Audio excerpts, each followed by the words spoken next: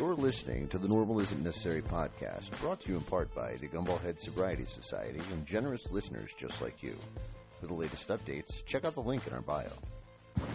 Good morning, luminaries and legendaries. It's Thursday, the last day of July, 2025. I'm your host, Gumball Head, dropping in with another episode of Road Rant. I just want to remind everybody that we desire feedback on our podcast. So, if you listen to our podcast, drop a comment down below. It doesn't matter what platform you listen to our podcast on. We want to hear your feedback. Let us know if you have any suggestions, comments, even hate mail. I'll take hate mail. Send us a message at normalisn'tnecessary@gmail.com. normalisn'tnecessarypodcast@gmail.com, sorry. And give us your feedback. Let us know what you think. Rate us 5 stars. Even if you don't like us, rate us 5 stars and then send us an email. Tell us we're fat or ugly or stupid. Or send us an email and let us know that our guests impact your life, and that's our goal. That's what we're trying to do. So today I want to complain about speed limits and antiquate the speed limits to our mental health. Some people are okay driving 6-7 miles an hour under the speed limit. They'll just drive it and not even give a shit. They don't even care. I drive into work every morning, and there's 4 different speed limits that I hit. The first one out of my complex is 35 miles an hour for 1 mile. Then it jumps up to 45 miles per hour for a couple of miles. Then it goes to 55 miles per hour until I get to the highway. Then it's 65 miles per hour.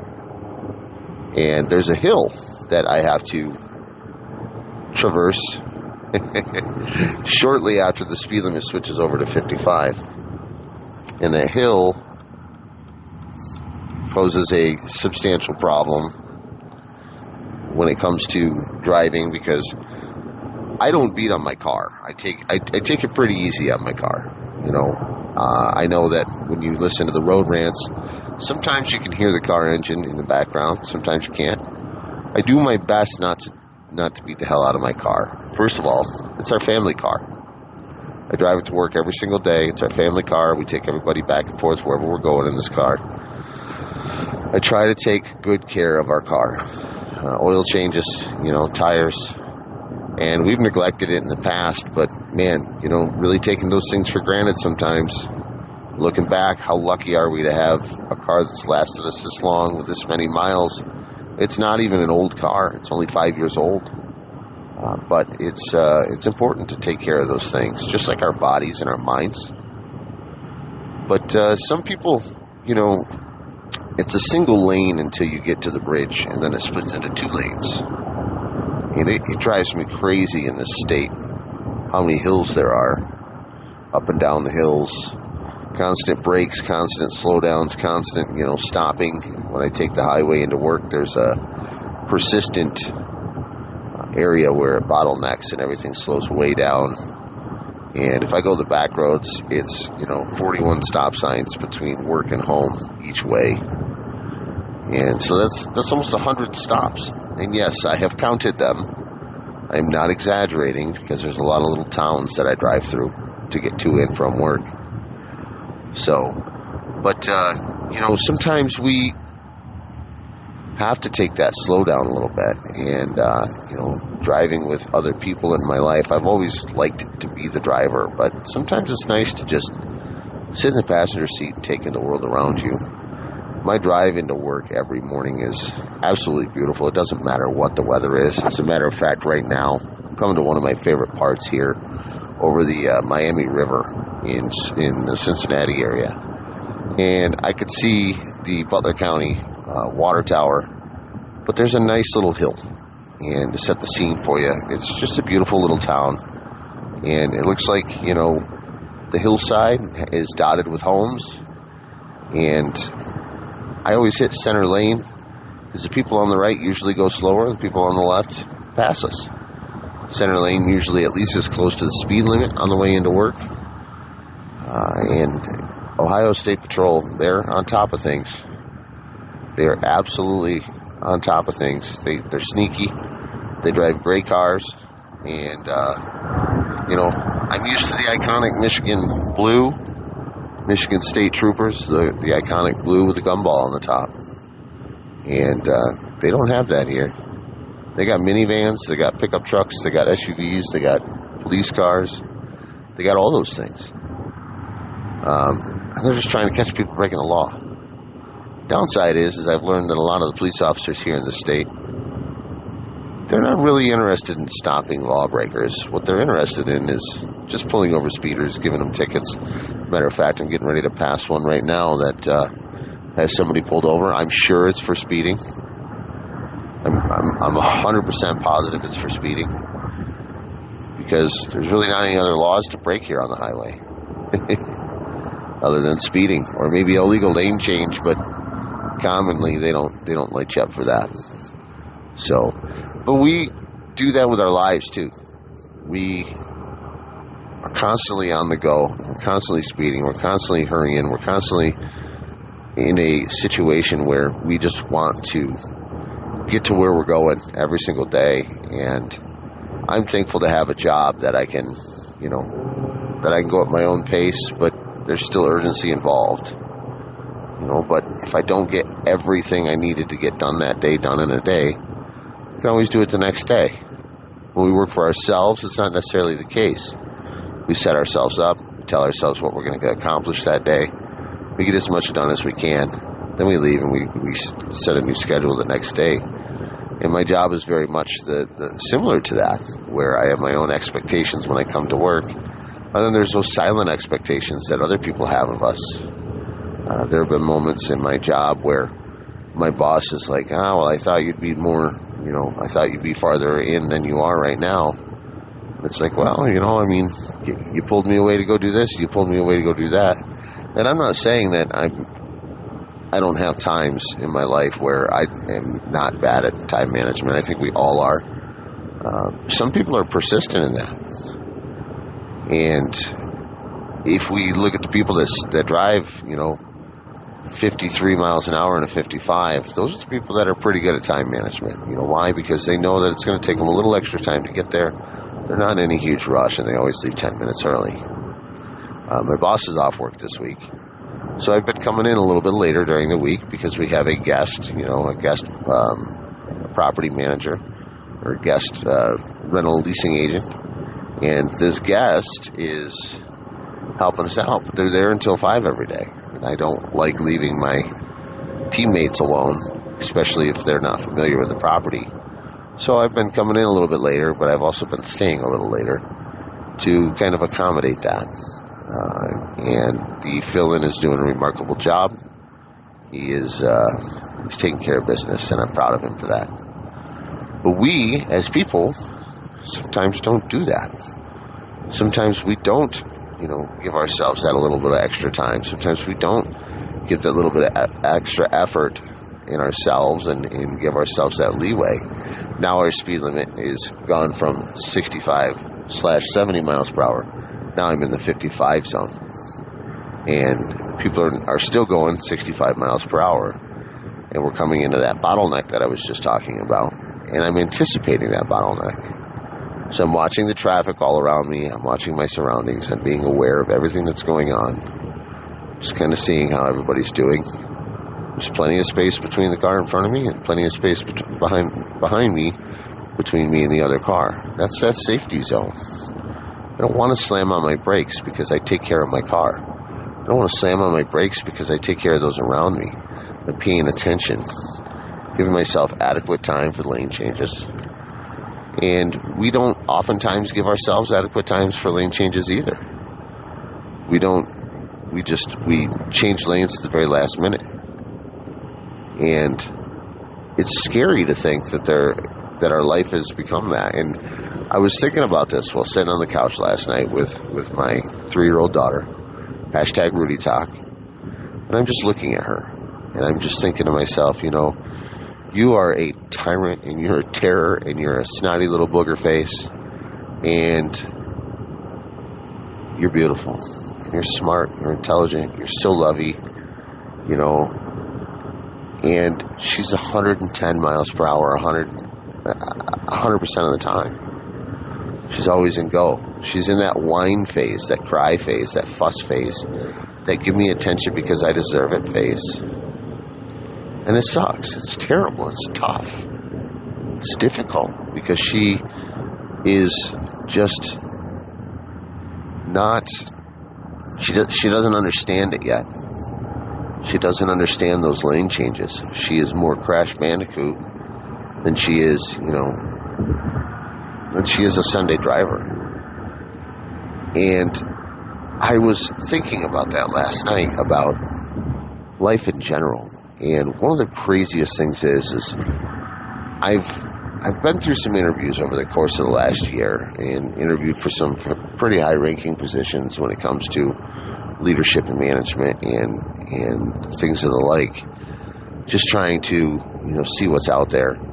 And I'm not in any danger of leaving my job by any means. It's just, when you get an interview, take it. You never know what opportunities are abound.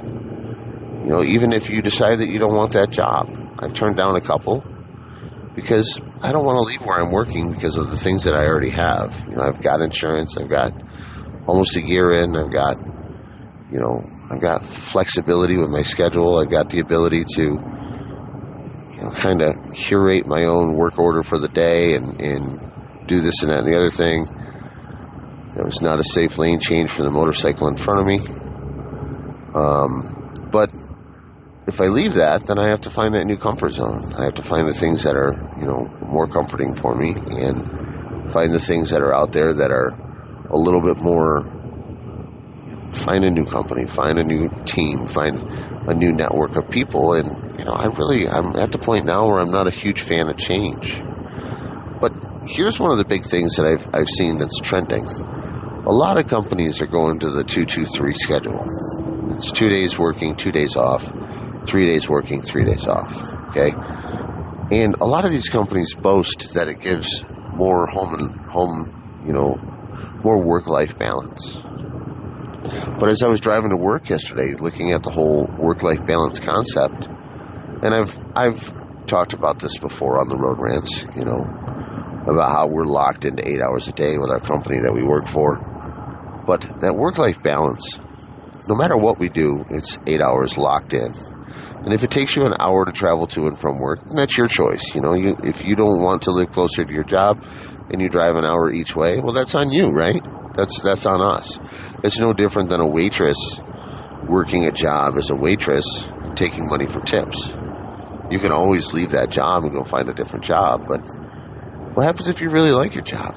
What happens if you really enjoy the things that you do? You don't want to change that, right?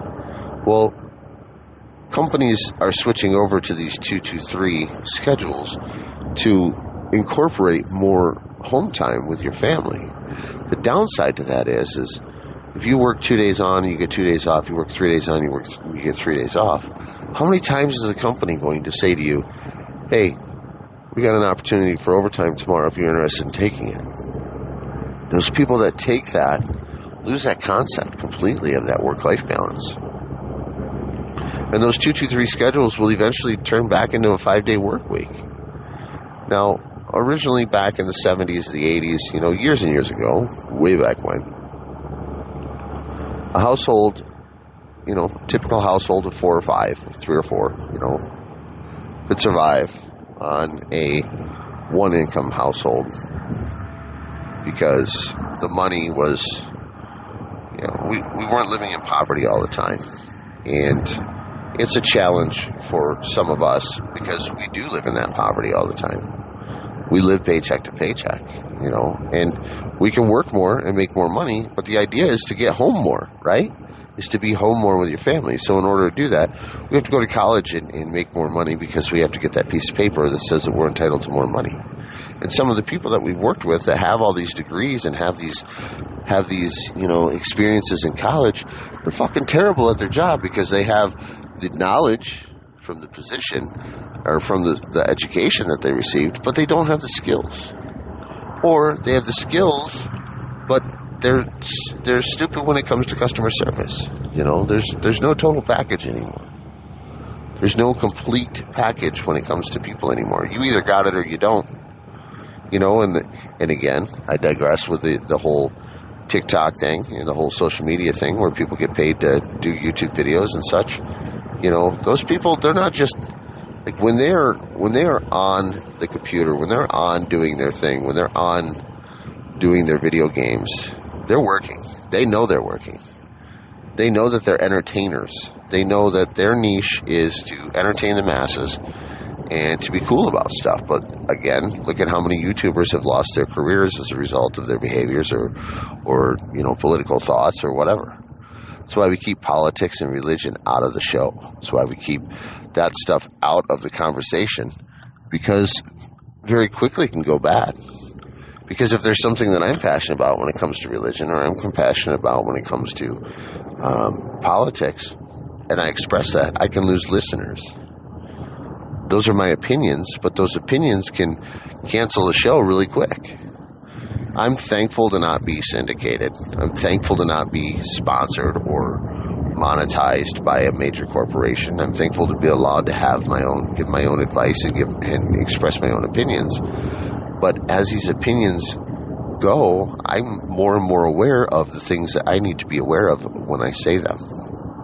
That's a difficult challenge. That's a difficult spot to be in. Because when we become aware of that, we realize, hey, you know what? We're not necessarily selling out. And I don't feel that way at all. I don't feel as if I do sell out, but I'm conscious. I'm conscious and aware of the things that I speak of. And companies, they are not conscious and aware. They are conscious and aware of the timelines and the expectations of the company. They're conscious and aware of the expectations of, hey, we want to make sure that we're getting a return on our investment, because if we're not, then we're just pissing money away. Companies that do that, they don't stick around very long.